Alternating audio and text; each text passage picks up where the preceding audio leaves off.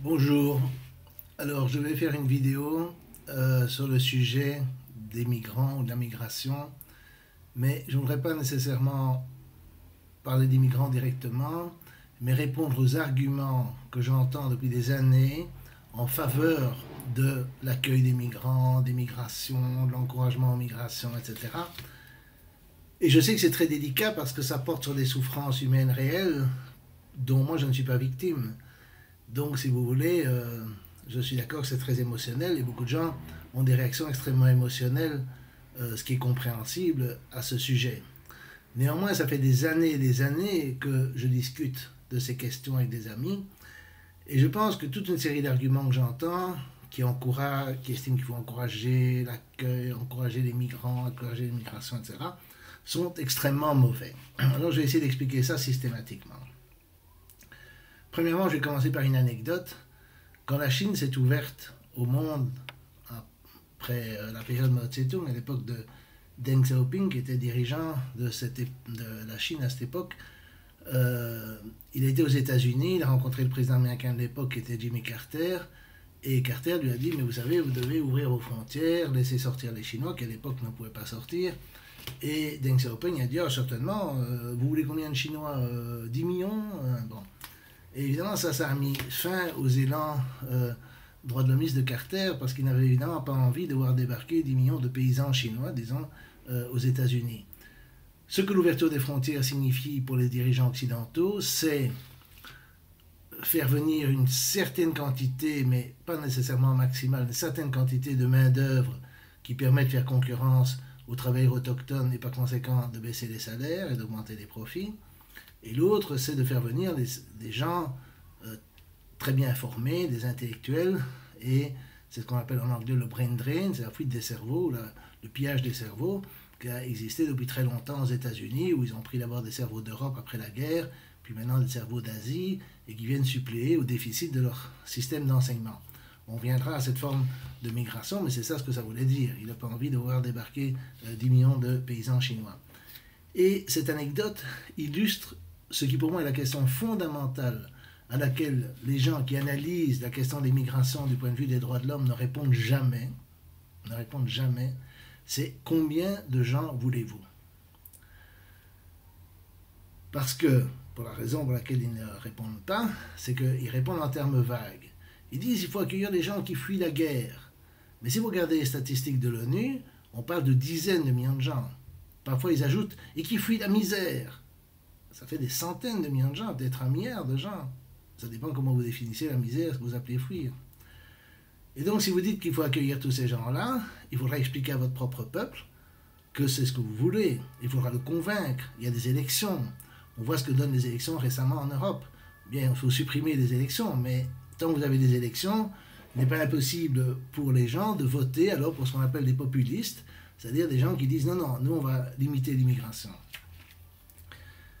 Parce que si vous donnez, pour revenir à la question des chiffres, si vous dites on en veut un chiffre que je vais appeler déraisonnable, mettons 20 millions, 25 millions pour la France. Bon, prenons ce chiffre-là. Alors là, je pense que vous n'arriverez jamais à convaincre les gens. Et des arguments qui sont donnés, qui sont mauvais, qui vont dans le sens qu'on devrait accepter un maximum de gens venant ici, fouillant la misère, la guerre, etc. Ces arguments sont mauvais, mais on y viendra. Mais mettons que vous donniez un chiffre que j'appellerais raisonnable. Quelque chose comme 1 million. L'Allemagne a accepté ça en 2015, la crise des réfugiés syriens, etc. Alors, si vous dites cela, vous devez répondre à la question suivante, qui est qu'est-ce que vous faites le jour où le 1 million est là? D'abord, évidemment, c'est très vague, parce que vous dites 1 million, chaque individu personnellement peut se voir comme faisant partie du million. Donc, vous risquez d'attirer 2 millions, 3 millions de gens qui vont dire, moi, je fais partie du million. Et vous devrez dire aux autres, non, non, maintenant, on a pris 1 million, c'est fini. Alors, si vous dites, on en prend 1 million, puis c'est fini, alors vous devez dire comment vous allez faire pour que ce soit fini. Vous allez devoir fermer les frontières. Mais donc, vous allez devoir faire des politiques que vous-même, aujourd'hui, reprochez au gouvernement italien, hongrois, à Trump, etc. C'est-à-dire fermer les frontières.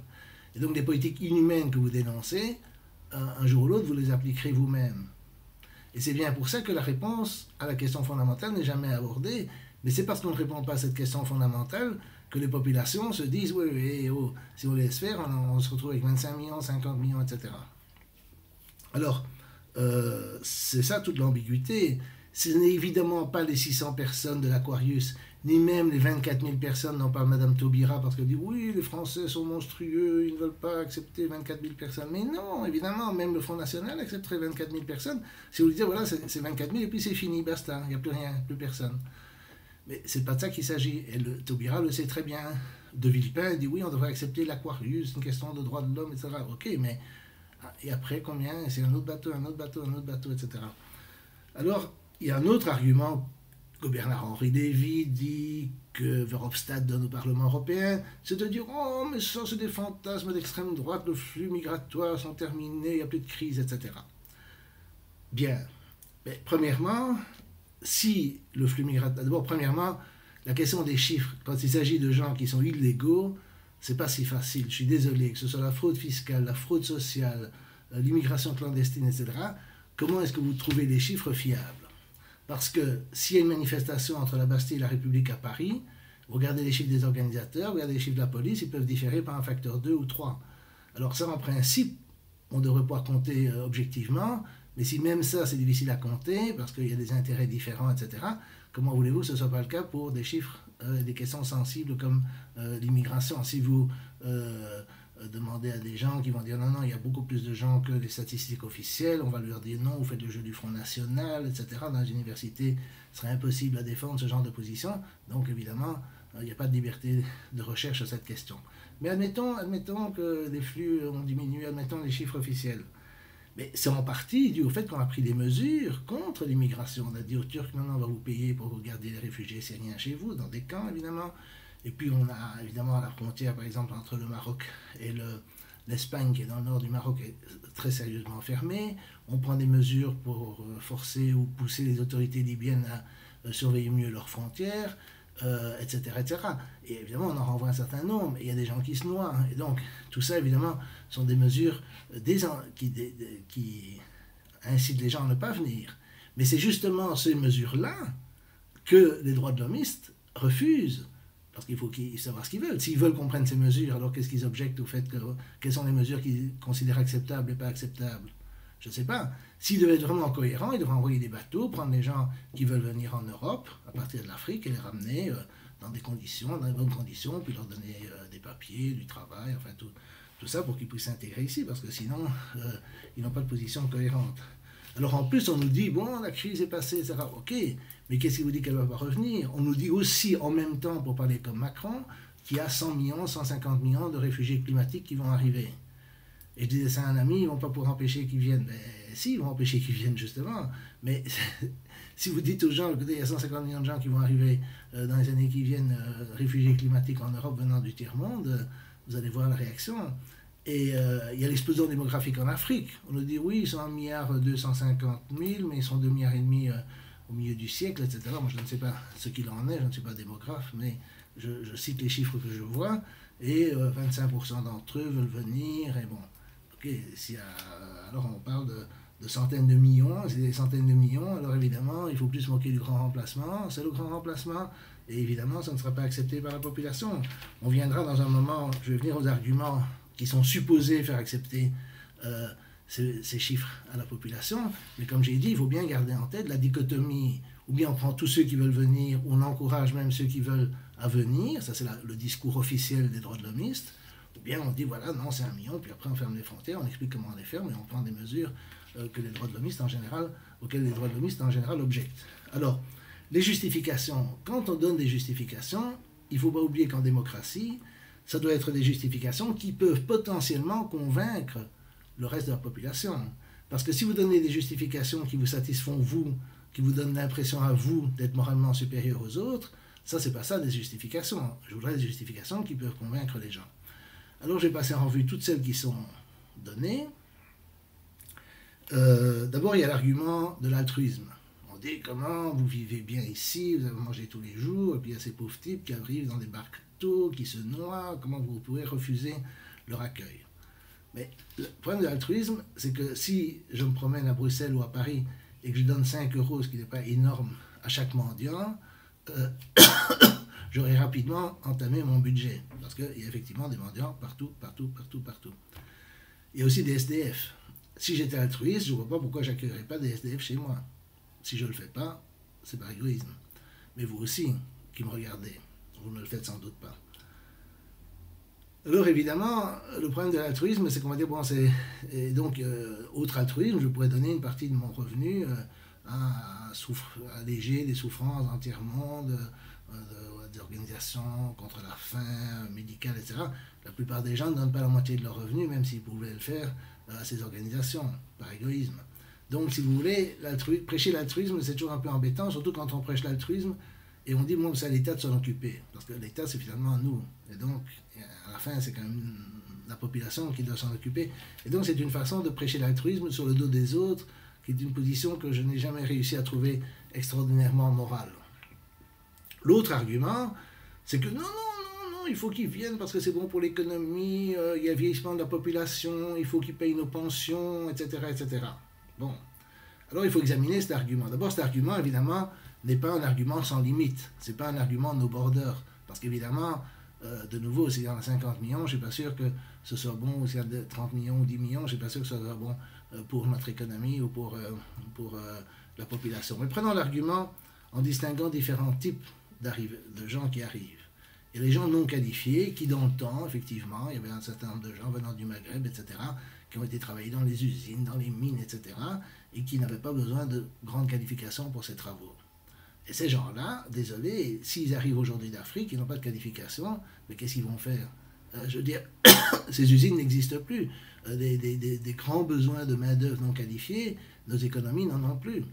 Alors évidemment, ces gens-là vont faire ce qu'ils font malheureusement dans beaucoup de grandes villes du tiers-monde, c'est des petits commerces plus ou moins légaux, etc., des petits trafics, etc., parce qu'il n'y a pas d'alternative pour eux.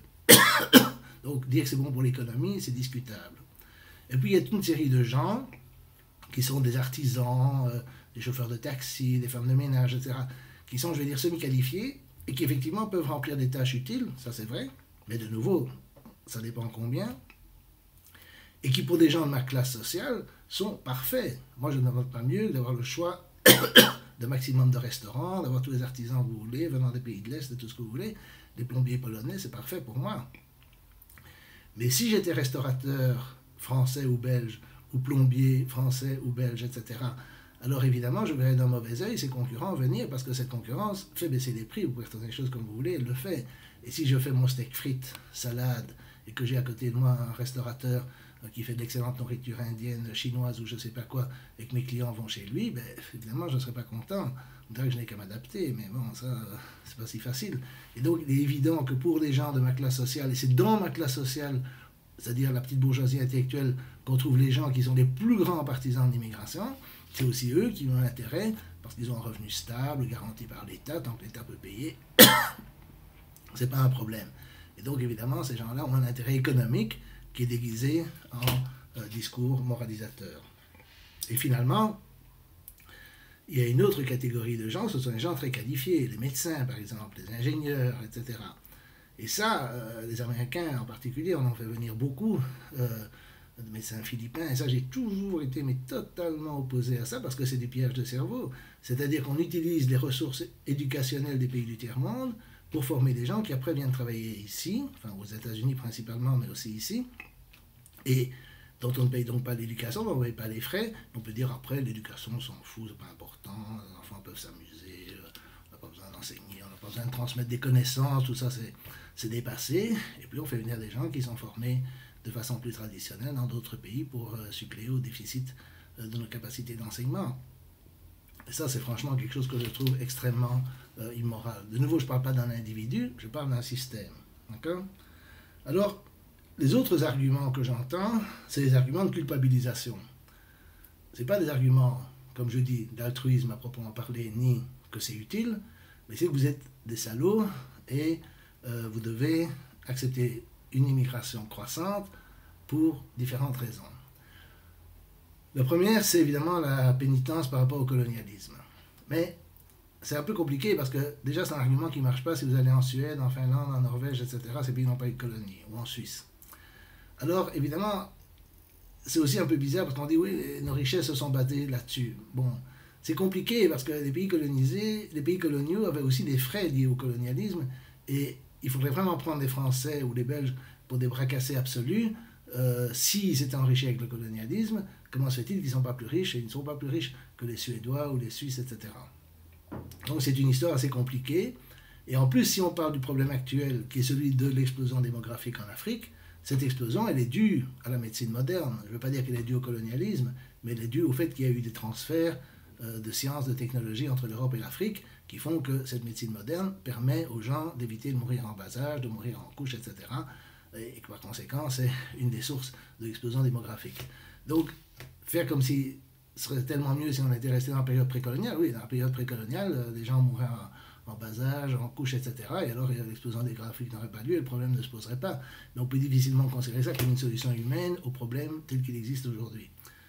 Donc cet argument de la mauvaise conscience, en plus évidemment, l'immense majorité des gens ici vont vous dire, oui mais mon grand-père, il était ouvrier, il était paysan, il était ci, il était ça. En quoi est-ce qu'il a bénéficié du colonialisme, à part le fait qu'effectivement, il vaut mieux vivre ici que vivre là-bas, ça c'est vrai. Mais on reviendra à cette situation là-bas, mais ce n'est pas de la mauvaise conscience à l'état pur. L'autre argument bateau, c'est oui, mais il y a les multinationales qui exploitent ces pays, il faut arrêter qu'on les exploite, etc. Ça, c'est de la gauche morale dans toute sa splendeur, parce que personne ne nous dit comment faire. Et en plus, quand les travailleurs ici s'en prennent plein la gueule en matière d'allongement de l'âge de la retraite, de diminution des services sociaux, de diminution des services publics, etc., et qui ne peuvent rien faire, parce qu'ils ne peuvent rien faire. Toutes les luttes qu'on lutte, mais toutes les luttes mènent à rien. Les trucs continuent, privatiser les services publics, enfin, ils sont dans une régression sociale sans fin, et on leur dit, oui, vous devez arrêter les multinationales qui exploitent les Africains. Non, c'est aux Africains à le faire. Si le jour où les Africains, par exemple, décident de vendre plus cher leurs matières premières, etc., moi je suis le premier à applaudir, et je serai le premier à tout faire, si c'est possible, pour éviter que nos gouvernements les empêchent de faire cela. Mais on ne peut pas demander plus. C'est à eux de le faire. S'ils n'ont pas de gouvernement capable de le faire, s'ils n'ont pas de mouvement populaire, s'ils n'ont pas de révolution qui leur permettent de faire cela, alors effectivement, c'est pas nous qui allons arrêter cela. Et utiliser ça de nouveau comme argument de mauvaise conscience me paraît tout à fait sûrement inopérant et injuste. Alors l'autre argument, c'est oui, mais vous voyez, il y a beaucoup plus de réfugiés en Turquie, au Liban, etc. qu'ici, ou dans d'autres pays africains. Bon. Ça c'est vrai, mais comme ce sont des pays limitrophes, les gens fuient dans les pays limitrophes et c'est pas très facile de les arrêter à la frontière. Israël le fait, mais d'autres pays ne peuvent pas le faire. Et comme ici, il y a quand même des barrières à franchir, soit il faut traverser les Balkans, soit il faut traverser la Méditerranée, etc., etc. Demander aux gens de supprimer ces barrières naturelles, parce que d'autres n'ont pas ces barrières naturelles et sont bien obligés d'accepter des réfugiés, qu'ils mettent souvent dans des camps, il ne faut pas oublier, ça veut dire beaucoup de réfugiés palestiniens de 48 sont encore dans des camps. Donc si on veut mettre les réfugiés dans des camps, il faut le dire, mais ce n'est pas tout à fait ça le discours des droits de l'homme non plus, on ne veut pas les mettre dans des camps. Donc il y a de nouveau une grande hypocrisie. Et alors l'autre argument c'est oui, mais il y a eu des réfugiés européens, des gens qui ont évidemment fui par dizaines de millions en Amérique, des réfugiés belges pendant les 2 guerres en France, des réfugiés espagnols après la guerre d'Espagne en France, etc., etc. La réponse à cela, c'est qu'évidemment, de nouveau, comme c'était des pays limitrophes, des pays d'accueil, si on peut dire, n'avaient pas beaucoup le choix. Deuxièmement, ils n'ont pas toujours été accueillis à bras ouverts. Troisièmement, quand les guerres étaient terminées, au moins pour les Belges, bon, l'Espagne c'est plus compliqué, mais pour les Belges, ils sont rentrés chez eux. Si on garantit à la population ici que tous les gens qui fuient réellement les guerres, pas des gens qui fuient pour des raisons économiques, mais qui sont réellement dans les pays en guerre, qui fuient les guerres, dès que la guerre est terminée, ils rentrent chez eux, mettons les Syriens, alors l'acceptation sera beaucoup plus grande. Mais c'est de nouveau pas le discours des droits de l'homme, parce que le discours des droits de l'homme, c'est qu'ils ont évidemment le droit de rester. Et donc évidemment, les gens vont s'inquiéter d'autant plus qu'ils se disent que c'est un processus sans fin. En plus, si on considère qu'il faut mettre fin à la guerre, il aurait fallu depuis longtemps arrêter de soutenir les rebelles en Syrie, parce que c'est ça le principal facteur qui a perpétué la guerre. C'est pas que nous faisons la guerre là, mais nous avons tout fait pour déstabiliser ce pays, enfin jusque récemment en tout cas, et comment dirais-je, encourager aussi la fuite de jeunes en âge militaire, en âge de combattre, ce qui était une façon d'encourager la désertion. Moi, j'aurais peut-être déserté si j'étais à leur place. Ce n'est pas une question de jugement à leur égard, mais l'encouragement à ce phénomène, évidemment, était de nouveau une façon d'affaiblir la Syrie et de renforcer les djihadistes. Alors, le problème, si vous voulez, maintenant je vais venir, on va me dire, mais quelle solution? Ben, d'abord, c'est pas si simple, j'ai pas de solution. Mais il y a une certitude, d'abord en ce qui concerne l'Afrique. Prenons l'Afrique ou le Moyen-Orient. C'est que la seule solution pour eux, pour l'immense majorité des gens qui sont là, ce sera toujours le développement sur place. Parce que même si on prenait, ce qui est totalement irréaliste, 50 millions, 100 millions d'Africains en Europe, il en resterait 1 milliard et des ou 2 milliards, etc., qui resteraient sur place et qui n'auraient pas d'autre choix que de se développer. Ça a été le cas pour toute l'immigration européenne. L'Europe aussi, à une époque, les gens étaient pauvres, ils allaient chercher fortune en Amérique, ok, mais les Européens, dans leur majorité, sont restés en Europe et ils ont développé l'Europe. S'il y a une guerre dans votre pays, vous pouvez rester pour y mettre fin. C'est ce que font les soldats de l'armée syrienne. Si votre pays est pauvre, vous pouvez le développer. Ce qui a été le sort de centaines de millions de gens, de milliards de gens dans l'histoire. Vous pouvez dire que j'en parle à l'aise parce que moi je suis relativement riche à l'échelle mondiale, j'ai un certain confort, etc. Ça c'est vrai, mais ce que je dis est aussi vrai. Si vous prenez la Chine et l'Inde, leur solution n'a jamais été de déverser leur population en masse dans d'autres pays. Parce que même si Carter avait dit oui, on va prendre 10 millions de Chinois, ça a été une goutte d'eau dans la mer par rapport aux milliards de Chinois qu'il y avait déjà à l'époque. Et donc, ça ne résout absolument pas leurs problèmes. En plus, les gens qui s'en vont, comme je l'ai dit, c'est parfois des cerveaux, ce qui est très très dommageable, ou bien ce sont des gens qui sont très entreprenants, qui sont très courageux, etc., et qui de nouveau seraient plus utiles dans leur pays que s'ils viennent ici. Donc du point de vue de l'Afrique et du point de vue du Moyen-Orient, tout ça, l'immigration n'est absolument pas une solution. Alors, est-ce qu'ils trouveront une solution par eux-mêmes? Est-ce qu'ils mettront fin à leur explosion démographique? Est-ce qu'ils se développeront? Est-ce qu'ils feront comme l'ont fait la Chine et d'une certaine façon l'Inde? J'en sais rien, je ne sais pas le prédire. Mais je suis certain que c'est la seule solution s'il y en a une. La solution de l'immigration pour eux n'en est pas une. Alors, mais qu'est-ce qui se passe de notre point de vue? De notre point de vue, moi je ne crois pas à l'invasion migratoire. Parce qu'il y a des contre-mesures qui sont prises. Et les contre-mesures, elles sont prises par les gouvernements dits d'extrême droite. Le nouveau gouvernement italien, le gouvernement autrichien, le gouvernement hongrois, etc., etc. Maintenant, j'aime pas beaucoup l'expression extrême droite parce que ça renvoie à l'avant-guerre, au fascisme italien, à Hitler, etc. Alors il faut quand même bien se rendre compte que si la seule chose qu'on reprochait à Hitler, Mussolini et compagnie, c'est d'avoir limité l'immigration vers leur pays, qui devait exister aussi à l'époque, ce ne serait pas grand-chose. Parce qu'il y avait des prisons pour les dissidents, il y avait des camps, il y avait une suppression totale de la liberté d'expression, et puis il y a eu la guerre. Bon. Si vous prenez par exemple Trump, ben, moi j'ai été aux États-Unis, j'ai pas entendu un mot de gentil de Trump. Pas un mot, ni dans les médias, ni dans les collègues, ni personne. Personne ne dit un mot de lui, de gentil de lui. Alors Hitler, évidemment, un an après son arrivée au pouvoir, il n'y a plus d'opposition. Donc si vous commencez à mélanger, vous dites que c'est du fascisme, etc. En Italie aussi, il y a des gens qui attaquent le gouvernement, ils vont continuer à exister, ils vont pas être mis en prison, ils peuvent être mis dans des camps. Donc si vous continuez à identifier le fait de défendre des frontières avec le fascisme, vous êtes perdu. Parce que tous les gouvernements, toutes les époques, même les gouvernements antérieurs avant le nouveau gouvernement italien, autrichien, etc., ont toujours limité jusqu'à un certain point l'accès à leur territoire. Ils l'ont tous fait. Et donc si vous appelez ça du fascisme, vous appelez ça du racisme, alors évidemment tous les gouvernements, toutes les époques ont toujours été fascistes et racistes et le monde ne veut plus rien dire. Pour moi, le racisme, par exemple, c'est établir des distinctions légales à l'intérieur d'un État-nation entre citoyens en fonction de leur race, leur origine, leur sexe, etc. Bon. Mais pas entre citoyens et étrangers, parce que la distinction entre citoyens et étrangers est à la base même de la souveraineté nationale, et comme tous les gouvernements à ce jour respectent le principe de la souveraineté nationale en principe, enfin en tout cas pour eux-mêmes, ben, tous les gouvernements ont tous été racistes, si on pense à cette définition, et le seront encore très longtemps. Donc il y a une énorme confusion dans le discours. Mais c'est important de comprendre que les effets du discours ne sont pas et ne seront pas qu'on va ouvrir les frontières, qu'on va accueillir 50 millions d'Africains, etc., ou qu'on va résoudre les problèmes de l'Afrique.